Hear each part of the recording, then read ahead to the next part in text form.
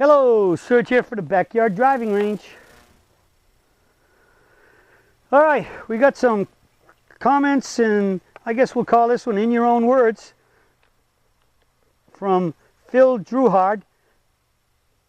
And it's a little lengthy, but he's got a lot of good comments, so I'm gonna read. I might skip around here and there and here. And he just says, "Hi Don, I just wanted to thank you for your golf video lessons I received from you approximately 5 years ago, 60 years old then. And thank you just as much for the daily tips. The lessons and tips are wonderful, reviewed, and they have and still are putting renewed energy into my game. I play left-handed with an artificial left hip and have some joint inflammation from rheumatoid arthritis. That is okay. Now I tee my ball up by kneeling on the ground and also carefully kneeling on putting greens to fix divots and clean ball and a line for putting. Have a little ball suction cup on the putter end of to pick up the ball out of the cup." Okay, well, those are all good things you have to do to play good golf. And I really appreciate the fact that even with the difficulty that Phil has bending down and everything else, he's still fixing his ball marks on the green, which is great. You should always leave the course better than you left it. Fix ball marks in the fairway. If it's on bent grass, put them back.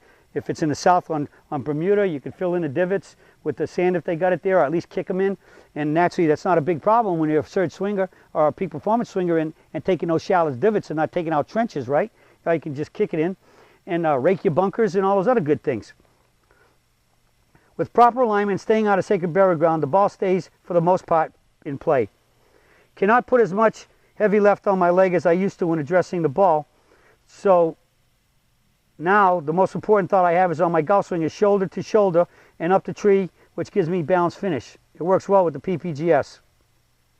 The clubs used are fitted, but one thing I've learned is if on some days I am cutting the ball into trouble with my driver, I will choke up on the club about 1/2 inch like a baseball player of old. Choke up, meet the ball, gets a base hit. It's amazing. The ball seems to go a little farther and occasionally will draw.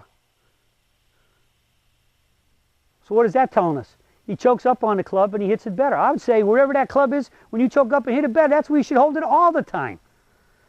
To me, that's living proof. It not only stops the slice, but you say you're actually getting a draw and you're hitting the ball more solid and farther. And solid is more important for farther. So I would say, Phil, you want that 1/2 inch is where you should be all the time. Just figure that spot out and make sure there's that 1/2 inch is hanging out past the, where you normally grip the club. Another thing, because of the joint inflammation, I, for the most part, pull my club through on the golf swing now with the forward arm, using the left arm only as a guide for a swing path. Well, that's right, he's a lefty. Okay. I was just saying, hold it, this isn't jiving. So, the swing path. I know you do not teach this. It is just now more difficult to me to keep the head square through impact with the left hand, right hand, equal pressures on the grip. Fine. If things happen, you got to make adjustments, so be it. And if the adjustments you're making are working and improving you and making you better ball striking, fine. But like I would say, even if you're using your lead arm, which is for you is your right arm pulling through, as you did imply, you know that I prefer it, and I think physics says that you should use equal pressure as much as you can. Well, if there's no way, if one arm is worse, a hand is worse than the other, you can't have equal pressure, but we still want to maintain that hand as much as you can do, because the closer it stays to the other one, the more they are a tandem, they're a team in tandem, the more consistent you will be, okay? But again, this is you having to figure out how to work around your issues. He goes on to say, "I'll never forget a golf lesson I had around 1990 from an elderly instructor. I told him I was not hitting my clubs far enough and that I wanted to get more distance from each club. Hello, that's what everybody wants, but at the end, we all can only maximize so much. Our cars can only go so fast, especially if they got a governor on them. You can't get more than what you can naturally do. And once you try to hit more out of a club and hit the ball harder than what you can, you're actually tightening your muscles. And if your muscles get too tight, they're constricting, which means you're shortening your muscles, which means trying to hit it harder, you can't do it because you've shrunk the string, the rock on a string, which means your club head is not going to, your arms are not going to swing your club head as fast. Your club and your club head is fast. So you got to stay within what is natural for you. He told me to get my 130-yard club, which was then an 8-iron, and to hit the ball. The ball went about 130. He then took my club, put a piece of athletic tape on the bottom of the club head, and with the magic number wrote P on it for pitching wedge. He then said, "It does not matter what club you have in your hands, as long as it can send the disc It can send the ball the distance you are intending. If your 8-iron is your 130 club, use it for your 130-yard shot. Do not concern yourself with what club other people use. A lesson in pride. Okay? And he goes on to say a little later, I'm going to skip some of these other things. He goes on to say that he finishes off by saying he did shoot his score average is 88 on the 5 courses that he normally plays. He did shoot a 79 just 3 weeks ago. Hooray. Almost shot his age. So that's good. Congrats about shooting your age. What a wonderful game. It is a hold on to youth. A game that can be played with the optimism of a teenager, a journey of joy and humility with friends throughout each golf round, no matter what age we are. If you ever stop in Wichita, Kansas, hopefully I'll have the opportunity to meet you. Well, thank you for those closing remarks, because that is the beauty of golf. What other game can people play into their 90s? That is, if we're still alive. What other game can anybody still play competitively in their 40s, 50s, and 60s?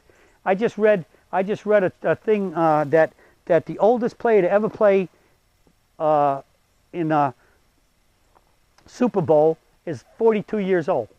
Now, we know George Blanda made it as a kicker to about the 40s to late 40s, I believe. But the oldest player to play on a Super Bowl to this date is 42 years old. Career over. Most football players don't even sniff their middle 30s, correct? Baseball players, by the end of the 30s, they know they're on a retirement block, or they're going to get traded or whatever. So, but I love this statement. What a wonderful game. It is a hold on to youth.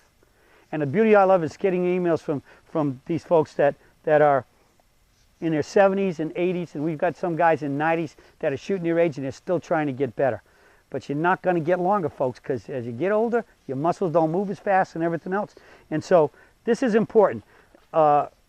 He's looking at golf the right way. Phil's really looking at it the right way. And the thing you've got to do is you can't always pay attention to everybody else. I want to finish with this quick story. Years and years ago, when DJ was in college, he was paired with Charles Howell. You know Charles Howell from the PGA Tour. And Charles is a lot smaller than DJ, because DJ's 6'3", and Charles is probably 5'11" at the most. And Charles was out hitting DJ with irons, and meaning, like, if DJ was hitting a 7, Charles was hitting an 8 from the same spot, like on a par 3. And when the round was over, DJ ended up going into a playoff, and he won that tournament. And Charles missed the playoff by a shot. And when they were in the clubhouse, I think one of DJ's coaches told me, or it was said to DJ after the playoff was done, and he came in, and somebody said to Charles, I noticed that on a couple par 3s you were hitting less club than DJ. And he says, are you longer than DJ? And Charles says, yes, I'm longer than DJ with my irons. He says, because I play pings. Our clubs are stronger compared to the blades. So Mr. Karsten is the one who made his club so famous, because way back in the 60s when he came out with his clubs, he's the first guy that started making a 9-iron. And what triggered me to say this and talk about it is where Phil's teacher, who told him, it don't matter what the number is, how far do you hit it? Mr. Karsten, Ping, is the ones that started turning a pitching wedge into a 9-iron, a 9-iron into 8-iron, an 8-iron into a 7-iron. It said 8, but it was a 7-iron loft compared to what everybody else was swinging. And that proliferation is now, everybody else found out about that, and they started doing it. And the proliferation has gotten so bad that it was 25 years ago where most players couldn't even hit a 3-iron anymore, never mind a 2-iron or a 1-iron. Now we got golfers, and most of the ladies on the LPGA don't even have 5-irons in their bag in many cases. Because why? The 5-iron for most clubs now is about what a 3-iron used to be. They've made them that much stronger. Pitching wedges used to be 52 degrees back in the 60s and 70s. Now most pitching wedges are 48 to sometimes 46 degrees. They're almost a 9-iron, or even halfway to an 8-iron. So that's why golfers in many cases are hitting the ball longer. But that's why we got these problems of where they're not hitting them high enough in the air to get any distance. And that's why, fortunately for golf, it brought in the creation of the hybrids to replace it. Now you hear, like, I got a 5 hybrid, meaning I got a 5-iron. My hybrid is like a 5-iron should be. And so you get the loft, you can hit it farther. And Doc when I was telling Doc, I think I need a weaker shaft. He said, you probably don't really need a weaker shaft, but if you do, you need a weaker shaft, but you also probably need a little bit more loft on your driver or your 3-wood to hit him, to keep hitting him far enough, to keep him in the air long enough. So loft and the right flex is an important issue here. And so that thought comes into play here. So sometimes you just can't you can look at your buddy, and in many cases, if you could swing your buddy's clubs, and that's what happened with pings. A guy that, say I played with John, and John's an hour the same distance, and all of a sudden he's hitting his ping irons, and I'm hitting a 7 and he's hitting an 8, or maybe even a 9 iron, and I'm saying, holy cow, man, those putts must be great. So he said, yeah, try them, and I hit it. Next thing you know, I'm just as long as him again. It's the club. It's because my club had more loft on it than his, and so that's what you got to be careful about. And so the proliferation of less loft on building clubs started way back in the 60s, and I think more than anything, and I think history, if you go and find historians who really know about clubs, will tell you that Ping was the first one who started de-lofting clubs, and that's why they had to change the weights on them, make the bigger flanges, move the weight back to get the ball consistently, to get the ball at least to go pretty high.